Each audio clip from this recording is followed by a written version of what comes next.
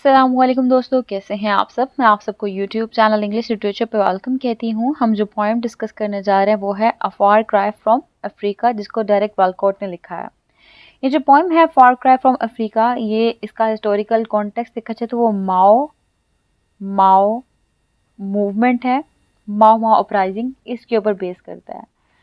अब ये माओ माओ अपराइजिंग क्या है, बेसिकली 1952 से 1960 के ड्यूरेशन में जो अफ्रीका है उसमें केन्या, अब केन्या के अंदर किक्यू पीपल, KIKUYU, ये किक्यू लोग थे।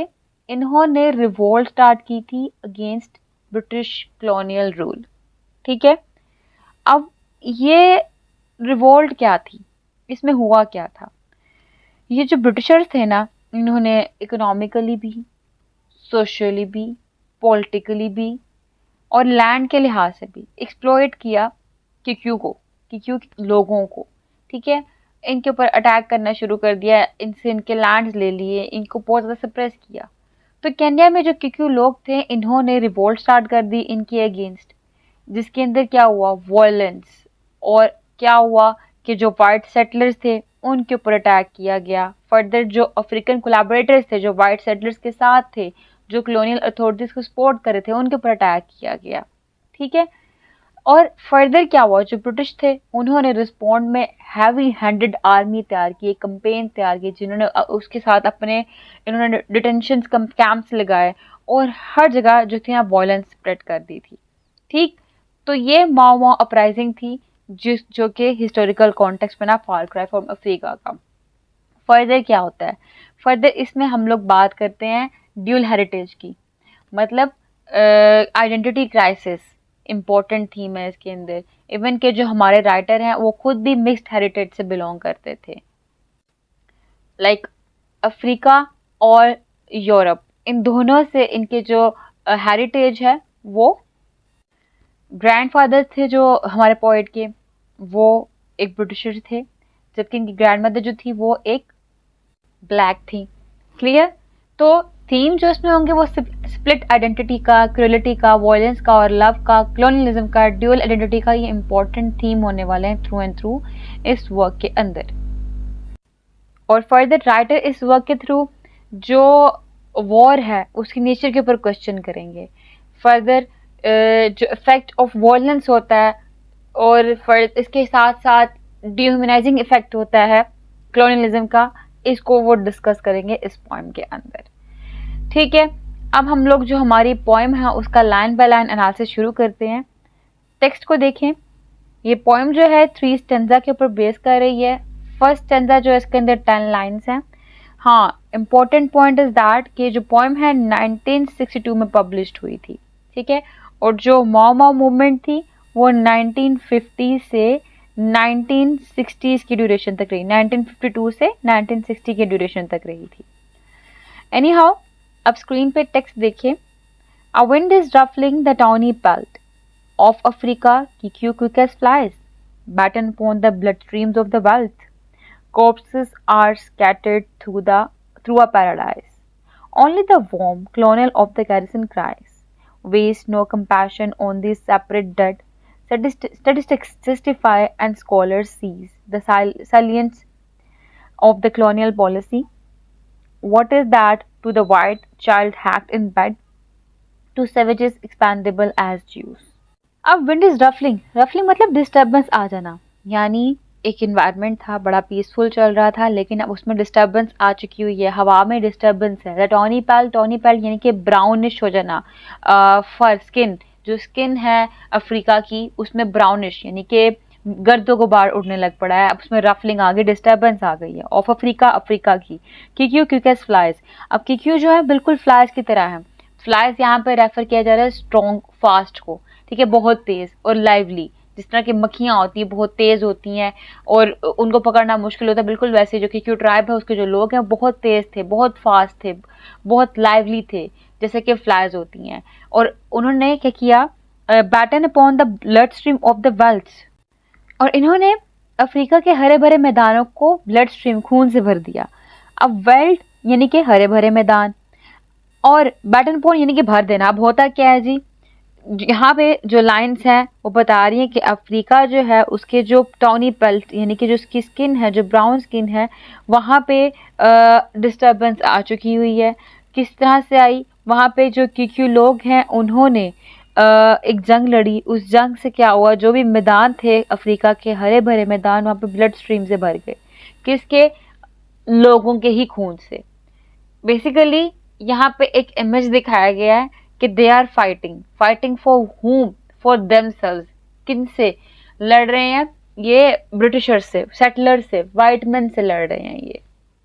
और हुआ क्या कि उन सेटलर्स ने आके इस अफ्रीका के लैंड के ऊपर एक हैवॉक क्रिएट कर दिया, मतलब डिस्टर्बेंस इतनी क्रिएट कर दी है, मार धाड़, उनसे उनकी लैंड छीन ली, इनइक्वालिटीज है, सोशली तौर पे, इन इकोनॉमिकली तौर पे, पॉलिटिकल तौर पे मार्जिनलाइज किया जा रहा है। तो उस बेस पे ये अपने राइट्स के लिए फाइट कर रहे हैं, क्योंकि रिबेलियस एक्ट चल रहा है ना यहाँ पे ब्रिटिशर्स सेटलर्स के अगेंस्ट। तो ये माओ माओ मूवमेंट है। वो कहते हैं corpses are scattered through a paradise. ठीक है, तो जो अफ्रीका की ज़मीन पहले जन्नत की तरह, पैराडाइज की तरह खूबसूरत हो गया था, वहाँ पे अब लाशें ही लाशें बिखर गई हैं। होता क्या है, जो क्यू ट्राइब है ना, यहाँ के जो लोग हैं ना, इनको इंटेलिजेंट कहा गया है, फ्लाइज, इनको यहाँ पे अप्रिशिएट किया गया, पॉजिटिव वर्ड यूज़ किया गया इनके लिए। तो कहते हैं ये इतने इंटेलिजेंट, इतने फास्ट थे कि ये अंडरस्टैंड करके कि जो भी कॉलोनाइजर्स यहाँ पे आए हैं ना, उनका जो मकसद है वो पॉजिटिव एम नहीं है, वो नेगेटिव एम से यहाँ पे है, वो ट्रेडिंग के लिए नहीं यहाँ पे आए, वो हमारी लैंड को ऑक्यूपाई करने के लिए आए हैं। ठीक है, इसलिए ये भी उनके जो ब्लड है उसके प्यासे हो चुके हैं, ये भी वॉयलेंस को सपोर्ट करें। एंड ये वॉयलेंस को सपोर्ट इसलिए करें क्योंकि ये अपनी लैंड को सिक्योर करना चाहते हैं वाइट सेटलर्स से। ठीक है, और जो वाइट सेटलर्स हैं वो इनको एक्सप्लॉइट करना चाहते हैं। अब वाइट सेटलर्स इनको एक्सप्लॉइट कर रहे हैं, ये उनको एक्सप्लॉइट कर रहे हैं, मतलब उनको मार धाड़ कर रहे हैं, वॉयलेंस क्रिएट हो रही है। तो इससे क्या हुआ, जो अफ्रीका का जो पैराडाइज जैसा लैंड था, वहाँ पे अब लाशें ही लाशें और ब्लड स्ट्रिप, खून की ही नदियाँ बह रही हैं। ठीक है, only the worm colonel of the carrion cries. अब यहाँ पे वॉर्म जो बेसिकली कॉलोनाइजर को रेफर किया जा रहा है, ब्रिटिशर्स को रेफर किया जा रहा है, कीड़े मकोड़े, और क्लोनल ऑफ द कैरियन यहाँ पे कहा जा रहा है यूजलेस। ठीक है, वर्थलेस जो कलोनल है उनका, जो जनरल है, उसको रेफर किया जा रहा है।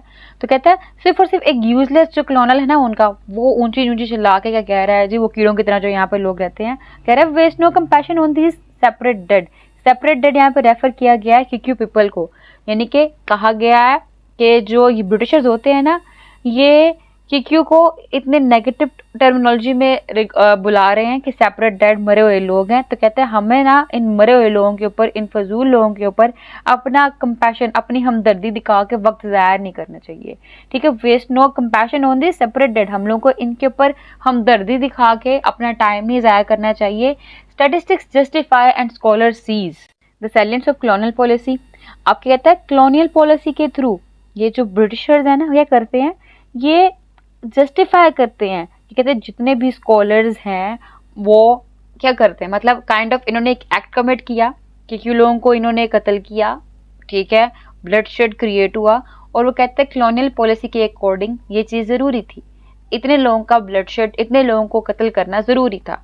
ठीक है, वो जस्टिफाई करते हैं अपने इस एक्ट को कि हमारा जो एक्ट है वो तो बिल्कुल ठीक एक्ट है। अब यहाँ पे यह किया गया, यहाँ पे बेहिसी बताई गई है वाइट सेटलर्स की, कि वो कहते हैं कि फर्दर फर्स्ट ऑफ ऑल हम लोगों को इन सेपरेट डेड को ऊपर जो है ना सिंपैथी दिखा के, एम्पैथी दिखा के, कंपैशन दिखा के अपना टाइम, अपना वक्त ज़ाया नहीं करना चाहिए। मतलब वो कहते हैं इनके साथ जो हुआ ये बिल्कुल सही हुआ, ये यही डिजर्व करते थे। एंड देन ये अपनी कॉलोनियल पॉलिसी के अकॉर्डिंग कहते हैं, इनके सेलिएंट फीचर्स हैं, उनके कैरेक्टरिस्टिक्स में है कि इन लोगों का मरना ज़रूरी ही था, इन लोगों को मारना ज़रूरी ही था, इनकी कत्ल से, इनकी मौत से किसी के ऊपर कोई भी इम्पैक्ट, कोई भी असर नहीं आने वाला। अब कॉलोनियल पॉलिसी क्या है कि लैंड को ऑक्यूपाई करना। ठीक है, और जो भी लैंड मतलब वीकर कंट्री की है उसको अपनी लैंड बना लेना। अब कहता है what is that to the white child hacked in bed. तो यहाँ पोएट कहता है ये कैसी पॉलिसी है जिस पॉलिसी के थ्रू क्या होता है कि ब्लैक वाइट को मार रहे हैं, वाइट ब्लैक को मार रहे हैं, मतलब वाइट ने आके ब्लैक के ऊपर अटैक किया और उनको ख़त्म कर दिया, ब्लड शेड क्रिएट कर दिया, ब्लड स्ट्रीम्स क्रिएट कर दी, उनकी लाशें बिखरी पड़ी हैं। फिर इन रिस्पॉन्स जो ब्लैक हैं वो भी उठ के white child hacked in bed के, एक वाइट चाइल्ड बिस्तर पे सोया हो तो उसके ऊपर भी अटैक किया जा रहा है। यानी कि बताया गया है कि पहले तो वाइट्स ने ब्लैक्स के ऊपर अटैक किया, ठीक है, वहां से लाशें बिखरी, खून हो गया हर जगह पे। फिर इन रिस्पॉन्स ब्लैक्स भी कहाँ चुप बैठने वाले हैं, वो भी अपने लैंड के लिए फाइट करेंगे, वो भी अपने जो है पीस के लिए फाइट करेंगे। तो उस फाइट में क्या वायलेंस क्रिएट होगा, उस वायलेंस से क्या होगा कि अगर ब्लैक का बच्चा मरा है तो फिर व्हाइट का बच्चा भी मर रहा है, व्हाइट चाइल्ड हैग्ड इन बेड। उस बच्चे की क्या गलती थी जो अपनी जिंदगी गुजारना चाहते थे। टू सेवेजेस, सेवेजेस यहाँ पर रेफर किया जा रहा है अफ्रीकन को, किक्यू को, ठीक है, कि वो लोग जो कि अपनी जिंदगी गुजारना चाहते थे, इनको क्यों मारा जाता है। एक्सपेंडेबल एज ज्यूस, बिल्कुल जैसे ज्यूस को मारा जाता है बिल्कुल वैसे ही इनको क्यों मारा गया, इनका क्या कसूर था। ठीक है, यहाँ पे एज ज्यूस कंपेयर किया गया है अफ्रीकन को और उस वाइट के चाइल्ड को।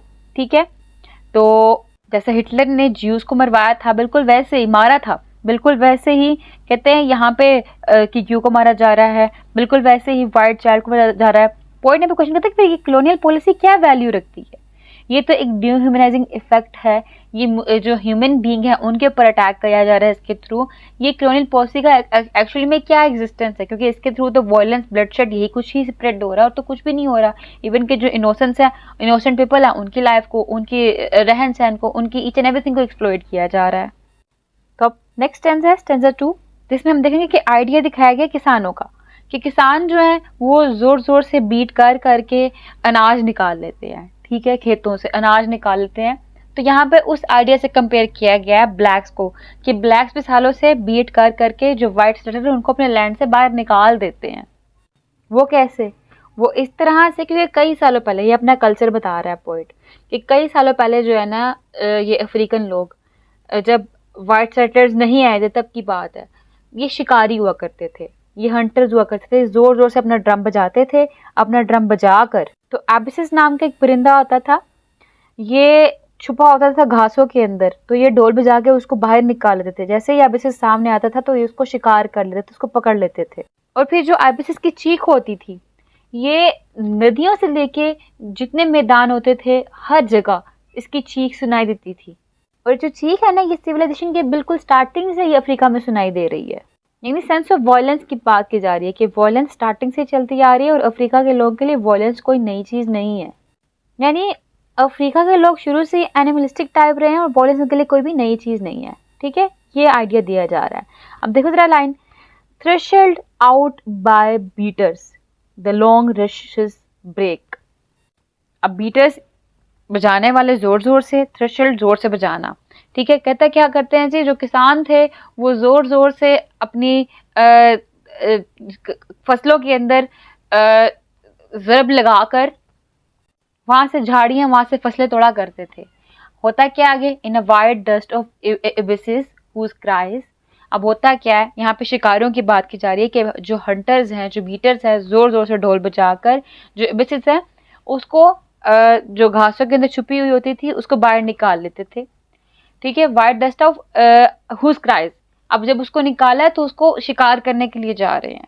जब उसको शिकार करने के लिए जा रहे हैं तो उसकी चीखें हैं, और वो चीखें क्या है, have wheeled since civilizations dawn, कि जब से सिविलाइजेशन शुरू हुई है तब से सुनाई दी जा रही है उसकी चीखने की आवाज़ें, उसके चिल्लाने की आवाज़ें। और उसकी आवाज़ें क्या है, फ्रॉम द पार्स्ट रिवर ऑफ और बीस्ट टीमिंग ऑफ प्लेन। कहता है बिल्कुल जहाँ पे सूखा दरिया हो या जहाँ पे बिल्कुल जानवर जो बड़े मैदान हो, वहां तक इनके चिल्लाने की आवाजें पहुंचती हैं। The violence of beast on the beast is red. यहाँ पे बात की जा रही है एग्रेशन की, ब्रुटलिटी की, वॉयलेंस की बात की जा रही है। यहाँ the violence of beast on beast is red का मतलब ये भी है कि जंगलों में अगर कोई जंगली जानवर किसी जानवर के ऊपर अटैक करता है तो इसको अननेचुरल लॉ, एक नेचुरल लॉ कहा जाता है। बट अपराइट मैन, लेकिन अगर आदमी की बात की जाए, seeks divinity by inflicting pain. अब यहाँ पे जो पॉइंट है वो देखने वाला है। किस तरह से, कहते हैं कि अफ्रीकन तो स्टार्टिंग से ही हंटर रहे हैं और हंटर का काम क्या है, शिकार करना। अब वो शिकार कैसे करते हैं, पहले शिकारी को बुलाते फिर हमला करते हैं, उसको खा जाते हैं। ठीक है, तो कहते हैं the violence of beast on beast is red. यहाँ पे बेसिकली बात की जा रही है अफ्रीकन के लोगों की ही, कि वो तो हैं ही शिकारी और उनका शिकार करना एक नेचुरल लॉ है। लेकिन बट अपराइट मैन, कि वो वाइट मैन जो खुद को सिविलाइज्ड कहते हैं, डिवाइन की क्रिएचर कहते हैं, और क्या कहते हैं जी, हम यहाँ पे सिविलाइज करने आए हैं अनसिविलाइज्ड लोग को, कहते हैं वो क्यों फिर इस तरह से हमला करते हैं। But upright man seeks his divinity by inflicting pain. और इनका ये जो एक्ट है, पेनफुल एक्ट, ये कंफ्यूज करता है इन बीस्ट्स को, इन अफ्रीकन लोगों को, इन जो क्रिएचर है कि क्योंकि लोग उनको। तो इन एक्चुअलिटी में क्या है, ये जो अपने आप को डिवाइन क्रिएचर होने का दावा करते हैं ना, ये पेनफुल एक्ट कर रहे हैं किनके लिए, ब्लैक्स के लिए, उनको मारने के लिए। और इन रियलिटी में ये आउटर और इनर और है इनका। ये खुद को कहते हैं हम डिवाइन क्रिएचर, हम सिविलाइज क्रिएचर हैं। ये सिविलाइजेशन और डिविनिटी के नेम के ऊपर पेन इन्फ्लिक्ट कर रहे हैं। ये क्या कर रहे हैं, ये सप्रेस कर रहे हैं, मार्जिनलाइज कर रहे हैं, सब्जुगेट कर रहे हैं हम ब्लैक्स को। फिर delirious as these worded beast dance to the tightened carcass of a drum, while he calls courage still that native dread of the white peace contracted by the dead। अब यहाँ पे ये आइडिया देगा कि इंसान बेशक ब्लैक हो या वाइट हो, सिर्फ और सिर्फ पावर का भूखा, वो हर दूसरे के ऊपर रूल करना चाहता है। जैसे जो अफ्रीकन लोग थे वो जानवरों को एक्सप्लॉइट करते थे, वो एनिमल्स के ऊपर एम्पावरमेंट करना चाहते थे, उनको अपने अकॉर्डिंगली ट्रीट करना चाहते थे, उनके ऊपर रूल करना चाहते थे। बिल्कुल वैसे ही जो वाइट है वो फिर ब्लैक्स को, जिस तरह ब्लैक्स एनिमल को ट्रीट करते थे, बिल्कुल वाइट वैसे ही जो है वो ब्लैक्स को ट्रीट करते थे। वाइट के लिए जो ब्लैक्स थे वो एनिमल की तरह थे। यहाँ पे कारकेस ऑफ ड्रम कहते हैं कि इन जानवर के चमड़े से तैयार किया हुआ तबला या ड्रम, जिसे ढोल हम कहते हैं। तो यहाँ ये आइडिया दिया गया कि जानवर के लिए ना, सॉरी पावर के लिए ना, इंसान इतना भूखा हो चुका हुआ है कि वो जानवर से भी बदतर हो चुका हुआ है। और पावर के चक्कर में लोग जितने भी ह्यूमन बींग हैं सबके सब इतने कंफ्यूज हो चुके हुए हैं कि वो जंग के ऊपर जंग करी जा रहे हैं। और जब वो जंग करके जंग जीत जाते हैं तो फिर वो डांस करते हैं, सेलिब्रेट करते हैं। और किससे, उसी ड्रम के ऊपर ढोल बजा के, जो कि एक जानवर के चमड़े से तैयार किया हुआ है। और इसको क्या कहते हैं, वाइल ही कॉल्स करेज, बहादुरी कहते हैं, स्टिल अ नेटिव ड्रेड, जबकि नेटिव जो डर रहे हैं, of the white peace contracted by the dead. और एक्चुअली में इस वॉर से क्या है, डेथ हो रही है, लोग मर रहे हैं और इस मौत को लोग सेलिब्रेट कर रहे हैं। ठीक है, इसमें कोई पीस नाम की चीज़ ही नहीं है। और उनके मरने से ही बाद में जो उनकी लाशें हैं, उनसे खाले हैं, उनसे ड्रम बनाया जाता है। यानी कि यहाँ पे पोएट ये बता रहा है कि जो पावर है ना, उसने इंसान को अंधा करके रख दिया हुआ है। और पावर की बेस पे इंसान दूसरे को एक्सप्लॉइट किया जा रहा है, सब्जुगेट किया जा रहा है। और फर्दर ये भी दिखाया गया कि जब ह्यूमन बीइंग एनिमल्स के ऊपर अटैक करते हैं तो एनिमल्स उनके ऊपर अटैक करते हैं अपने आप को बचाने के लिए। बिल्कुल वैसे ही वाइट मैन जो है वो ब्लैक पर अटैक कर रहे हैं, तो फिर ब्लैक भी अपने आप को सेव करने के लिए वो वाइट्स के ऊपर अटैक कर रहे हैं। तो यहाँ पे ये कहा गया कि जो वो नेटिव्स हैं, यानी कि जो ब्लैक्स हैं, उनका जो ये करेज है, ये रियल करेज नहीं है। वाइल ही कॉल्स करेज, वो इसको करेज कह रहे हैं लेकिन वो करेज नहीं है, बहादुरी नहीं है, स्टिल दैट नेटिव ड्रेड, वो उनका खौफ है। जैसे कि जानवर खौफ से हमला करते हैं इंसानों के ऊपर, बिल्कुल वैसे ये भी इनका खौफ है। किसका, वाइट सेटलर्स का। और वो इस ड्रेड की वजह से, इस फेयर की वजह से इस जंग को वायलेंटली लड़ रहे हैं। और फिर जब जंग होती है, उस जंग के बाद जब डेथ होती है, तो उस डेथ की बेस पे जो वाइट सेटलर्स हैं उनको एक पीस का एहसास होता है। ठीक है, of the white peace contracted by the dead, जब वो नेटिव जो लड़ रहे थे, जब उनकी डेथ हो जाती है तो उस डेथ पे जो वाइट सेटलर्स हैं उनको पीस फील हो रहा होता है। तो पॉइंट यहाँ पे वाइट हो या ब्लैक, दोनों को ही क्रिटिसाइज करें, दोनों के ही एक्ट को गलत एक्ट कह रहे हैं। अब इसके बाद थर्ड स्टैंजा है,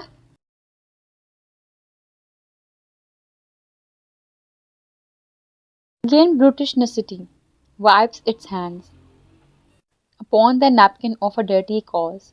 Again, a waste of our compassion, as with Spain. The gorilla wrestles with the Superman. तो अगेन यानी कि वंस मोर, यहाँ पे जो वॉयलेंस है उसको जस्टिफाई करने का जो ब्रूटल आइडिया ऑफ नेसेसिटी है, इसकी बात की जा रही है। यानी कि ब्रूटिश नेसेसिटी मतलब ब्रूटल आइडिया ऑफ नेसेसिटी।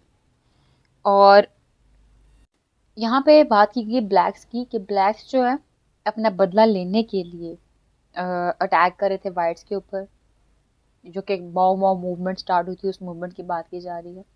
और ये कह रहे थे कि ये जो है ना ज़रूरी है, ब्रिटिश नेसेसिटी ज़रूरी है, ये अपनी वो वॉयलेंस को जस्टिफाई कर रहे थे कि ये उनका जो एक्ट है ये ज़रूरी है। और ये बिल्कुल ऐसे था, wipes its hands upon the napkin of a dirty cause, बिल्कुल ऐसे से गंदे नैपकिन के साथ अपने हाथ साफ किए जा रहे हो। ये जस्टिफिकेशन बिल्कुल वैसी जस्टिफिकेशन थी, यानी अगर वाइट्स ने गलत किया तो ब्लैक्स ने भी सही नहीं किया, ब्लैक्स ने भी वही किया जो कि वाइट्स कर रहे थे, और उसकी जस्टिफिकेशन दे रहे थे कि ये वाइट्स को भेजने के लिए एक ज़रूरी एक्ट था। तो ये जस्टिफिकेशन बिल्कुल ऐसे ऐसे गंदे नैपकिन के साथ अपने हाथ साफ किए जा रहे हो, गंदे रुमाल के साथ हाथ साफ किए जा रहे हो। Again a waste of our compassion as with Spain. अब स्पेन यहाँ पे स्पेनिश सिविल वॉर को रेफर कर रहा है जो कि 1936 से 1939 के दौरान में थी, जिसमें अगेन बहुत सी डेथ्स हुई थी। फिर गुरेला यहाँ पे रेफर कर रहा है अफ्रीकन्स को, या फिर हम कह सकते हैं कि क्योंकि ट्राइब के लोगों को, और सुपरमैन जो है ये कॉलोनाइजर को, वाइट मैन को रेफर कर रहा है। यानी ये जो अफ्रीकन्स हैं ये सेल्फ प्रोटेक्शन के लिए वॉर नहीं लड़ रहे, ये बदला लेने के लिए वॉर लड़ रहे हैं। यानी जिस रुमाल से ये हाथ साफ कर रहे हैं वो खुद ही मैला है। इस बात का मतलब यही है कि ये अपना जो इनका रिवेंज है ना, ये उसके लिए वॉर लड़ रहे हैं। They are not fighting the war just because of their self protection, instead for revenge, बदले के लिए लड़ रहे हैं। और कहते हैं कि स्पेनिश सिविल वॉर के अंदर किसी भी एक कंट्री के लिए सिंपैथी दिखाना वेस्टेज ऑफ टाइम था। बिल्कुल वैसे ही यहाँ पे भी ब्लैक्स के लिए या वाइट के लिए, किसी भी एक पर्सन के लिए, एक स्पेसिफिक कैटेगरी के लोगों के लिए सिंपैथी दिखाना, कंपैशन दिखाना वेस्ट ही है, क्योंकि ये जो ब्लैक है ये भी वही कर रहे हैं जो वाइट ने किया। ब्लैक भी वाइट के बच्चे ही मार रहे हैं। The guerrilla wrestles with the Superman. और यहाँ पे ऐसा लग रहा है जैसे गोरिल्ला यानी कि जो ब्लैक्स हैं सुपरमैन वाइट्स के साथ लड़ रहे हैं, ठीक है, यानी कि बदला लेने के सेंस में। I who am poisoned with the blood of both, where shall I turn divided to the vein, I who have cursed। यहाँ पे पोएट के हेरिटेज की बात की जा रही है। वो कहता है कि मैं, मेरे तो वेन के अंदर दोनों ही खून मौजूद हैं। I am poisoned with the blood of both, के यानी कि मैंने कहा उनके ग्रैंडफादर थे वो ब्रिटिशर्स थे, उनकी जो ग्रैंडमदर थी वो ब्लैक थी। कहते मेरे अंदर दोनों ही खून है, तो where shall I turn divided to the vein, कहाँ मैं जाऊँ। I who have cursed, then है the drunken officer of British rule, how choose between this Africa and the English tongue I love. कहते मैं कैसे चूज करूँ, betray them both और give back what they give, how can I face such slaughter and be cool, how can I turn from Africa and live. इनके जो grandfather थे वो British officer थे, और ड्रंकन ऑफिसर मतलब power के नशे में। तो बेसिकली अभी बात की गई कि ड्रंकन ऑफिसर मतलब पावर के नशे में इतना धुत हो चुका है जो कि वॉयलेंस क्रिएट कर रहा है। और यहाँ पे कंफ्यूज आइडेंटिटी दिखाई गई है। पोएट फर्स्ट टाइम इस स्टैंजा के अंदर, थर्ड स्टैंजा के अंदर लास्ट लाइन्स में अपने आप को इंट्रोड्यूस करवा रहे हैं कि इनका हेरिटेज अफ्रीकन भी है, इनका हेरिटेज जो है वो ब्रिटिशर्स भी है। और यहाँ पे वो कर्ज कर रहे हैं किसको, उन ऑफिसर्स को, उन अपने ब्रिटिशर्स ऑफिसर्स को कर्ज कर रहे हैं कि वो जिन्होंने ज़िबा कर दिया, स्लॉटर कर दिया इनको, इन ब्लैक्स को, ठीक है, और इनके बच्चों को ज़िबा कर दिया। और कहते हैं कि मैं कंफ्यूज हूँ इस टाइम पे, क्या करूँ कि इंग्लिश जो कि मेरी फेवरेट टंग है, मैं इंग्लिश लैंग्वेज को, इंग्लिश लिटरेचर को प्यार करता हूँ, उसको छोड़ दूँ, कैसे छोड़ दूँ। तो यहाँ पे कंफ्यूज आइडेंटिटी नजर आ रही है। कहते हैं अफ्रीका, मैं अफ्रीका के कल्चर को बहुत प्यार करता हूँ, मैं अफ्रीका के कल्चर को कैसे छोड़ दूँ। और वो क्वेश्चन करते हैं बिटवीन देम बोथ, क्या मैं दोनों को छोड़ दूँ, और give back what they want give, और क्या दोनों को ही मैं साथ दूँ, मतलब दोनों को छोड़ दूँ या दोनों का साथ दूँ। और कहते हैं मैं दोनों का साथ कैसे दे सकता हूँ, क्योंकि दोनों के दरमियान में डिस्टर्बेंस चल रही है, फाइट चल रही है, दोनों के दरमियान में वॉर चल रही है। How can I face such slaughter and be cool. कहते कैसे मैं इस सारे जो स्लॉटर कुर्बानियाँ चल रही हैं सबको मैं देखूँ और कैसे कूल हो जाऊँ। How can I turn from Africa and live. कहते कैसे मैं अफ्रीका को छोड़ दूँ। तो इस डिलेमा के साथ, इस क्वेश्चनिंग सिचुएशन के साथ, इस पजलिंग सिचुएशन के साथ पोएट जो है अपनी पोएम का एंड करते हैं। और इसी कन्फ्यूजन के साथ जो पोएम है वो एंड हो जाती है कि पोएट को समझ नहीं आता कि आखिर वो किसका साथ दे, किसका साथ ना दे। और यहाँ पे हमारी पोएम हुई कंप्लीट। आई होप कि आपको सारी पोएम क्लियर हो चुकी होगी, इसमें कोई भी कन्फ्यूजन बाकी नहीं होगी। वीडियो पसंद है वीडियो को लाइक भी करके चैनल को सब्सक्राइब करना मत भूलिएगा। Stay tuned, take care.